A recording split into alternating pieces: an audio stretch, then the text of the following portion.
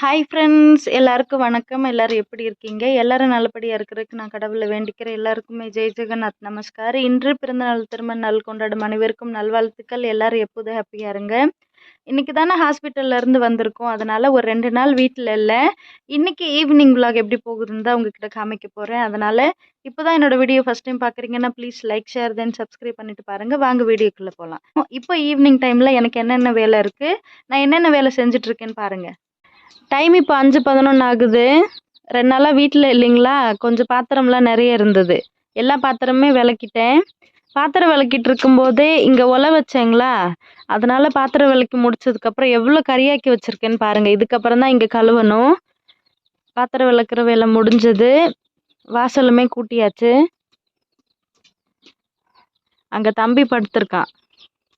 கொஞ்ச நேரத்துக்கு முன்னாடி தான் வீடியோ எடிட் பண்ணிவிட்டு உடனே ஆரம்பித்தேன். அதனால் இன்னும் ஸ்டாண்டை உள்ளே வைக்கல, இதுக்கப்புறம் தான் வைக்கணும். இன்னொன்று ஒரு பெரிய அதிசயம் இன்றைக்கி சாயங்காலம் தீ மூட்டி கொடுத்தது தேஜோட அப்பா தான். நான் சொன்னேன், எங்கே ரொம்ப லேட் ஆயிரும், நீங்களும் எடிட் பண்ண முடியாது, கொஞ்சம் தீ மூட்டி கொடுங்க, ஒலைய வச்சுட்டேன் அப்படின்னா சீக்கிரம் தண்ணி காய்ச்சதும் அரிசி போட்டுட்டு வீடியோ எடிட் பண்ணுறது கரெக்டாக இருக்கும்னு சொன்னேன். அதனால் இப்போ தான் நான் பாத்திரம் விளக்கிட்டு எழுந்திரிச்சேன். இங்கே இன்னும் கொஞ்சம் நேரத்தில் தண்ணி காஞ்சிரும். நான் அதுக்குள்ளே போய் அரிசி அலசிட்டு வந்துடுறேன். டைம் இப்போ கரெக்டாக 6:30. வீடியோ எடிட் பண்ணி முடிச்சுட்டேன், ஆனால் இன்னும் எக்ஸ்போர்ட் பண்ணல. நான் ஒரே ஒரு பார்ட் வீடியோ எடுத்ததுக்கப்புறம் எக்ஸ்போர்ட் பண்ணலான்னு இருக்கேன். அதனால் கண்டிப்பாக இன்றைக்கி அப்லோட் பண்ணுற வீடியோ 7 மணிக்குள்ளே பப்ளிக் பண்ணிடுவேன். இந்த வீடியோ நாளைக்கு வரும், சரிங்களா? இங்கே பாருங்கள், அடுப்புக்கு பக்கத்தில் தான் உட்காந்து வீடியோ எடிட் பண்ணி முடிச்சுட்டேன். சாப்பாடு இன்னும் வேகலை பாருங்களேன். நிறைய பேர் சாப்பாடு சாப்பிடும்போது உங்ககிட்ட காமிக்கிறேன்ல, ஏன் கருப்பாக இருக்குது அப்படின்னு சொல்லி கேட்குறீங்க. இங்கே பாருங்களேன், அந்த கருப்பு அரிசியெல்லாம் இந்த மாதிரி தான் இருக்கும். அதை விட இந்த அரிசி ரொம்ப பழசாயிருச்சுங்க, அதனால் இப்படி இருக்குது. கருப்பு அரிசியுமே இங்கே பாருங்கள், சாப்பாடு மாதிரி தெரியுதுங்களா? இதை உங்ககிட்ட காமிக்கணுன்னே இருந்தேன். அரிசி கொஞ்சம் பாருங்களேன் எப்படி இருக்குன்னு. அரிசியே பார்க்குறது கொஞ்சம் கருப்பாக இருக்கிற மாதிரி இருக்கும். சாப்பாடு இன்னும் வேகலை, இன்னும் கொஞ்சம் லேட் ஆகும். அதை விட இங்கே பாருங்கள், வீட்டுக்குள்ளே லைட் எரியுது, தாவரத்தில் மட்டும் லைட் எரியல. அங்கே டியூப் லைட்டு தான் இருந்தது, என்னாச்சுன்னு தெரியல. தாவரத்தில் மட்டும் லைட் எரியலை, வெளியே லைட் எரியுது. ஹஸ்பண்ட் வந்ததுக்கப்புறம் பார்க்க சொல்லணும். இப்போ வாங்க அரிசியை பார்க்கலாம். இது இங்கே கொடுத்த ரேஷன் அரிசி. இது நல்ல வெள்ளை வெள்ளைன்னு இருக்கும். நாளைக்கு காலையில் சமைப்பேன், முடிஞ்சால் நான் ஷார்ட்ஸில் உங்ககிட்ட காமிக்கிறேன். இது நல்ல வெள்ளையாக இருக்கும். இப்போ நான் சமைச்சிருக்க அரிசி இந்த சாக்கில் இருக்குது. இங்கே பாருங்கள், எவ்வளோ வேஸ்ட்டாக. அரிசியே பார்க்குறது கருப்பாக இருக்குங்களா, அதனால் சாப்பாடு அந்த மாதிரி இருக்குது. எவ்வளோ வேஸ்ட்டுன்னு பாருங்கள். ரொம்ப பழசாயிடுச்சுங்க, இங்கே பாருங்கள், அதனால் அப்படி இருக்குது. இன்றைக்கி ரொம்ப குளிராக இல்லை, அதனால் தலையில் ஸ்வெட்ரு போடாமல் இருக்கேன். இருந்தாலும் கொஞ்சம் குளிர் தான், ஸ்வெட்ரு போட்டு வீடியோ எடிட் பண்ணிகிட்டு இருந்தேன். ரீசன்ட் வீடியோஸில் சில பேர் கேட்குறீங்க, இப்போ எல்லாம் யானை வர்றது இல்லையான்னு. என்னன்னு தெரியலங்க, இப்போ யானை வர்றதில்ல, கரண்ட்டும் கட் பண்ணுறதில்ல. லாஸ்ட்டாக உங்கள்கிட்ட நான் நைட் விலாகில் காமிச்சிருப்பேன்னா, அதுக்கப்புறம் ஒரு 2 நாள் கரண்ட் ஆஃப் பண்ணாங்க, இப்போ ஆஃப் பண்ணுறதில்ல. மேடம் அடுப்பு பக்கத்தில் உட்காந்துருக்காங்க பாருங்கள். அம்மா கூட தான் இருந்தா, ஏதோ கோவப்பட்டுட்டு வந்திருக்கா. இருங்க, நான் என்னன்னு தமிழில் கேட்குறேன். சும்மா சாச்சி கூட தானே இருந்த, ஏன் கோவப்பட்டு வந்த? என்னாச்சுமா? எங்கள் மூஞ்சியை காமி, என்னாச்சு? சிரிக்கிற, அப்புறம் ஏன் கோவப்பட்டு வந்த?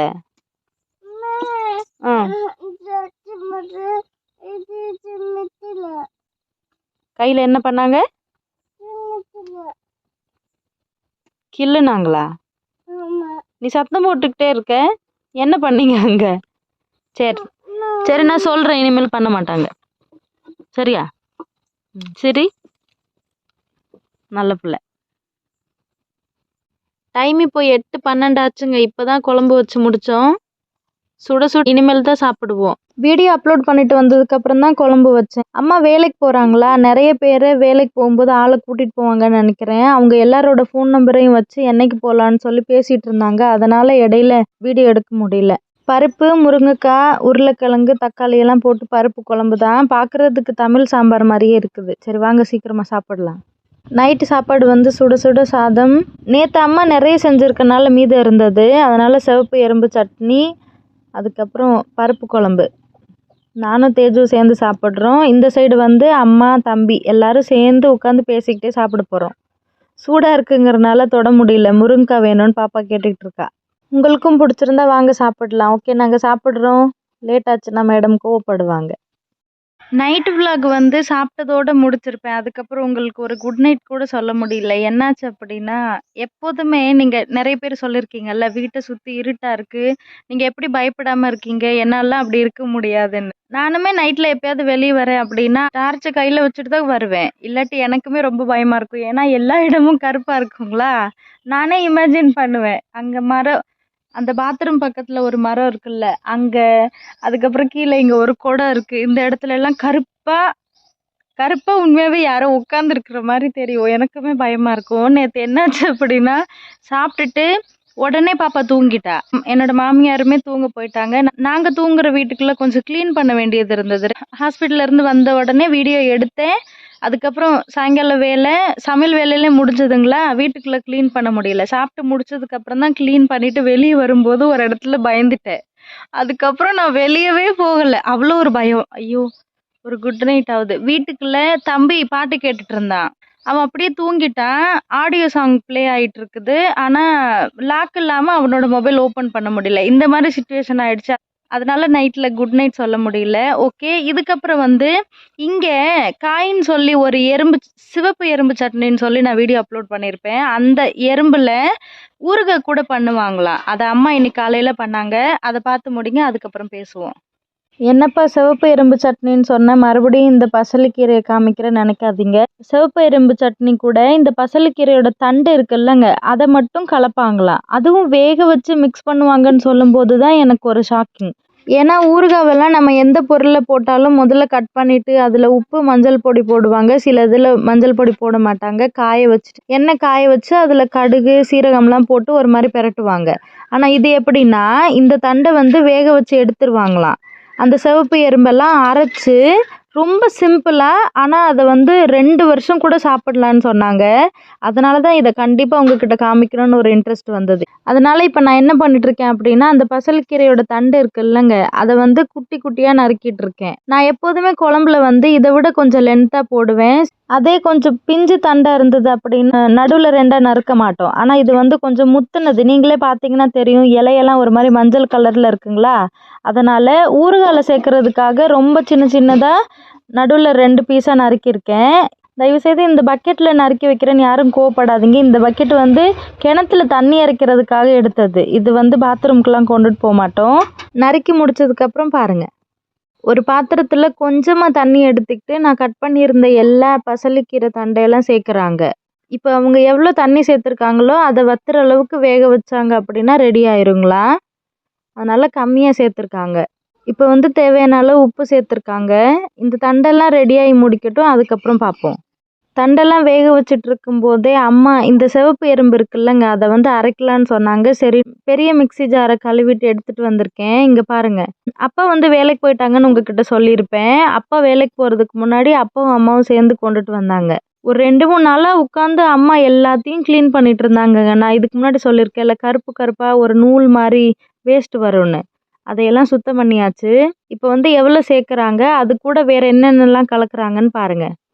கொஞ்சமாக வைக்கிறேன்னு சொல்லியிருக்காங்க. இன்றைக்கும் வீட்டில் சிவப்பு எறும்பு சட்னி. உண்மையாகவே சொல்கிறேங்க, இந்த சிவப்பு எறும்பு சட்னி சாப்பிடும்போது சளி பிடிச்சிருந்தது சரியாயிடுச்சு.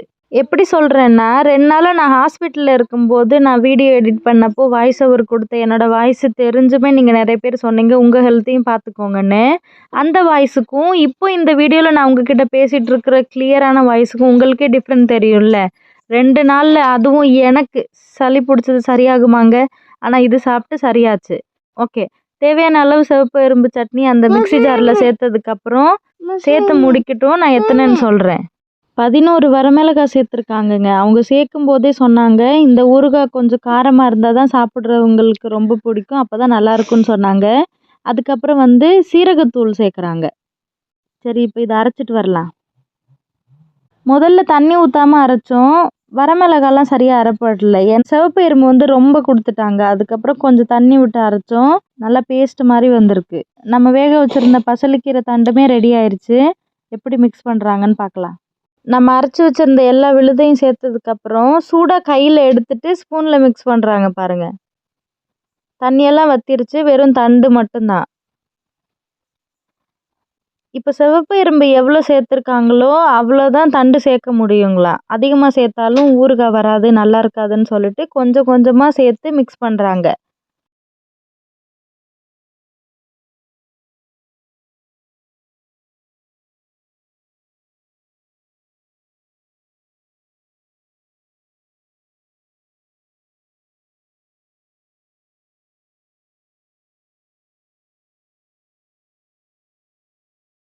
அவ்வளோதாங்க, கலந்து முடிச்சுட்டாங்க.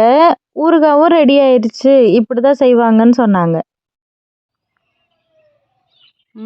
சாப்பிட்டியோ இல்லையோ உடனே சூப்பர். அப்படி கை வைக்காத, கெட்டு போயிடும். கை வைக்காத. அவ்வளோதாங்க, சிவப்பு எறும்பு சட்னி ரெடி ஆயிடுச்சு. இதுக்கு முன்னாடி ஒரு டைம் எங்கள் வீட்டில் இருக்க ஸ்டார் ஃப்ரூட்டை ஊறுகாய் செய்யும்போது இப்படி தான் உப்பு மஞ்சள் பொடி சேர்த்து நல்லா காய வச்சுட்டு அப்பா என்ன பண்ணாங்க அப்படின்னா எண்ணெய் கொஞ்சம் அதிகமாக போட்டு கடுகு சீரகம்லாம் பொரிச்சு விட்டு அந்த ஊறுகாவில் ஊற்றி டப்பாவில் போட்டு வச்சுருந்தாங்க. அந்த மாதிரி இதில் எதுவும் மிக்ஸ் பண்ண மாட்டாங்களான்னு அம்மா கிட்ட கேட்டப்போ அரிசி இருக்குங்கல்லங்க, அதை பொரிச்சு பவுட்ரு பண்ணி கடுகு சீரகம் எண்ணெயெல்லாம் போட்டு வச்சுருந்தாங்களா, அது கெட்டு போயிருச்சான். நல்லா இல்லை அப்படிங்கிறனால இப்படி பண்ணாங்க. இப்படி பண்ணும்போது கெடாதுங்களாம். அதுக்கப்புறம் இன்னைக்கு மார்னிங் வந்து எங்களுக்கு கோதுமை தோசை, தக்காளி வெங்காயம் தக்காளி சட்னி தான். என்ன கொடுமை?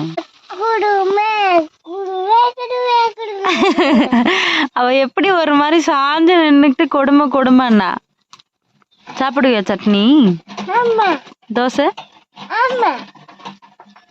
பார்த்துருந்துருப்பீங்கன்னு நினைக்கிறேன். நான் மிக்சியில் அரைச்சனால ரொம்ப அரைப்பட்டுருச்சு. இதே அம்மியில் அரைச்சிருந்தா பார்க்குறக்கு இன்னும் கொஞ்சம் நல்லா இருந்திருக்கும்னு தோணுச்சு. நேற்று அப்லோட் பண்ண வீடியோவில் வந்து உங்கள் ஃபஸ்ட்டு பேபிக்கு என்னாச்சுன்னு சொல்லி சில பேர் கேட்டிருந்தீங்க. நான் லவ் ஸ்டோரியில் நான் டீட்டெயிலாக சொன்னேன்னா இல்லை டெலிவரி ஸ்டோரியில் சொன்னேனான்னு எனக்குமே ஞாபகம் இல்லை. அது வந்து நானும் அவரும் தமிழ்நாட்டில் இருக்கும்போது கோவிட் டைம் வர்றதுக்கு முன்னாடி நான் ஒரு பூஜைக்கு என்னோட பெரியம்மா வீட்டுக்கு போயிருந்தேன். என் பெரியம்மா பொண்ணோட போயிருந்தப்போ நான் பெரியம்மா வீட்டுக்கு போயிட்டு ஒரு 3-4 நாள் கழிச்சு தான் கோவிட். சரிங்களா, அந்த டைம்ல இவர் இங்க மாட்டிக்கிட்டாரு கோயம்புத்தூர்ல. நான் வந்து எங்க பெரியம்மா வீடு திண்டுக்கல் பக்கத்துல மாட்டிக்கிட்டேன். கோவிட் ஸ்டார்ட் பண்ண உடனே ஒடிசா பசங்க யாரும் கம்பெனில இருக்கக்கூடாதுன்னு சொல்லிட்டு இவங்க ஒடிசா போறதுக்கு இவங்களுக்குன்னு தனியா ஒரு பஸ் ரெடி பண்ணிட்டாங்க. என்னால் இவங்க சொன்ன டைமில் கோயம்புத்தூர் வர முடியல, அதனால் நான் அங்கேயே இருந்துட்டேங்களா. அந்த டைமில் தான் பேபி ஃபார்ம் ஆச்சு. சொல்லியிருப்பேன், நிறைய ஸ்ட்ரகிள்க்கு அப்புறம் தான் இவர் என்னை பார்க்க வந்தார். ஏன்னா அந்த கோவிட் டைமில் இவர் எங்கே வந்துட்டார். நான் வந்து ஃப்ரெண்டோட அக்கா வீட்டில் இருந்தேன். அப்பயுமே நிறைய ப்ராப்ளம் இருந்தது. நான் வந்து ஹஸ்பண்ட் இல்லாமல் இருக்கிறனால ப்ரெக்னெண்ட்டாக இருந்தேன்ல, அந்த டைமில் நிறைய பேர் பொண்ணு கேட்டு வருவாங்க, இல்லாட்டி தேவையில்லாமல் பேசுவாங்க. நீ ஏமாந்துட்ட, இனிமேல் அவன் வரமாட்டான். இந்த மாதிரி நிறைய பிரச்சனைக்கு அப்புறம் இவங்க வந்ததுக்கு அப்புறம் தாங்க என்னை எத்தனை பேர் பேசுனாங்களோ அவங்கெல்லாம் என்னை பார்த்து வாயை மூடி நடந்து போனதை பார்க்கும்போது நான் ரொம்ப சந்தோஷப்பட்டேன். அந்த டைமில் தான் இவர் இங்கே இருந்தாரா, எனக்கு அந்த அளவுக்கு அங்கே சப்போர்ட் எதுவும் இல்லை. நானாக தனியாக எங்கேயாவது மெடிசன் வாங்க போனேன் அப்படின்னா அங்கேயும் கொஞ்சம் திட்டுவாங்க. நீ வந்து உண்மையாகவே ஏமாந்துட்டியா என்னங்கிறது எனக்கு எப்படி தெரியும், நீ முதல்ல புருஷனை கூட்டிகிட்டு வரணும்னு சொல்லிட்டு ஒரு டேப்லெட் கூட யாரும் எனக்கு கொடுக்கல. அந்த டைமில் ஒன்றுமே சாப்பிடல, குழந்தைக்குன்னு ஒரு இன்ஜெக்ஷன் இல்லை, மாத்திரை சாப்பிடல. அதனால் 5 மந்த் ப்ரெக்னன்சியில் ஒரு நாள் ஈவினிங் 6 மணி இருக்கும், வீட்டுக்குள்ளே உட்காந்துருக்கேன். லைட்டாக இடுப்பு வலிச்சது, வீட்டுக்குள்ளே உட்காந்துருந்து எப்போதும் போல் நார்மலாக வலிக்குதோன்னு நினச்சிட்டேன். பனிக்கூட உடஞ்சி யூரின் போன உடனே நான் வெளியே எழுந்திரிச்சு வந்து நின்றுட்டேன். அது நாங்கள் இருந்த இடம் வந்து தென்னந்தோப்பு. சரிங்க, நான் என்ன நினச்சிட்டேன் அப்படின்னா 5 மாதத்துலேயே குழந்தை பிறக்குமா, அது கூட அந்த அளவுக்கு எனக்கு தெரியாது. வெளியே வந்து நின்ன உடனே ப்ளீடு போயிட்டு உடனே ஹாஸ்பிட்டல் போனேன். கொஞ்சம் சீரியஸாக இருக்குன்னு கோயம்புத்தூர் கவர்மெண்ட் ஹாஸ்பிட்டலுக்கு ஆம்புலன்ஸில் அனுப்புனாங்க. அதுக்கப்புறம் அங்கே போயிட்டு ரிசப்ஷனில் என்னோட பேர் என்ட்ரி பண்ணுவாங்கல்ல, அந்த டைம்லே அதுவா கொஞ்சம் சின்ன குழந்தையா ரொம்ப கருப்பாக வயிற்றுக்குள்ளே இறந்துருச்சு குழந்தை. அதுவாகவே எந்த பிரச்சனையுமே இல்லாமல் வெளியே வந்துருச்சு. இப்படியெல்லாம் அந்த குழந்தை இறந்து போகும் அப்படின்னு என் தலையில் எழுதியிருக்கும் போல். அந்த குழந்தை வெளியே வர்றப்போ நர்ஸு என்ன சொன்னாங்க அப்படின்னா, நீ ரொம்ப லக்கி, உனக்கு அதுவாகவே நார்மல் டெலிவரி ஆன மாதிரி வெளியே வந்துருச்சு. மற்றவங்கள இருந்திருந்தா உள்ள குழந்தை இறந்ததுக்கு அதை நாங்கள் ஆப்ரேஷன் பண்ணி எடுத்துருக்கணும், இல்லாட்டி வேறு ஏதாவது பிரச்சனை இருந்திருக்கும்னு சொன்னாங்க. ஓஹோ, அப்போ இவ்வளோ பிரச்சனை இருக்கான்னு நினச்சிட்டு மனசை தேர்த்திக்கிட்டோம். இருந்தாலும் இழப்புங்கிறது இழப்பு தானே. இப்படி தான் ஃபஸ்ட் பேபி இறந்து போச்சு. அதுக்கப்புறம் ஒரு 7 மாதத்துக்கு அப்புறம் தேஜு பாப்பா தங்குனா. ஓகே ஃப்ரெண்ட்ஸ், இதுதான் ரீசன். டெய்லியுமே வீடியோவில் பேசி ரொம்ப அறுக்கிறணும்னு தோணுது. ஆனால் நீங்கள் கேட்டிருந்தீங்கல்ல ரீசன், அதனால் நான் சொன்னேன். அதுக்கப்புறம் வந்து நேற்று அப்லோட் பண்ண வீடியோவில் நான் எல்லாமே ஓப்பனாக பேசியிருந்தேன். அது வந்து உங்கள் ஹஸ்பண்ட் கேட்டுட்டு உங்களை திட்ட போகிறாங்க, இல்லாட்டி ஏதாவது நினச்சிக்க போகிறாங்க, அங்கே இருக்கிறவங்கனால ஏதாவது பிரச்சனை வரப்போகுதுன்னு சொல்லியிருந்தீங்க. என்னோட ஹஸ்பண்ட் பக்கத்தில் இருந்தார். அந்த வீடியோவில் கூட நீங்கள் கேட்டிருந்துருக்கலாம், ஏதோ ஒன்று அடிக்கிற மாதிரி சவுண்டு கேட்டதில்ல. அது வந்து அந்த வேப்பங்கட்டை இருக்குதுல்ல, நாங்கள் வாங்கியிருந்தோம். அதை வந்து அவர் வெட்டிட்டு இருந்தார், அதனால அப்படி சத்தம் கேட்டது. ஓகே, நீங்கள் கேட்டதுக்கெலாம் நான் பதில் சொல்லியிருப்பேன்னு நினைக்கிறேன். இன்னைக்கு வீடியோ அவ்வளோதான். சப்போஸ் உங்களுக்கு இந்த வீடியோ பிடிச்சிருந்தது அப்படின்னா please like, share, then subscribe me guys. Thank you, bye. நாளைக்கு பார்ப்போம்.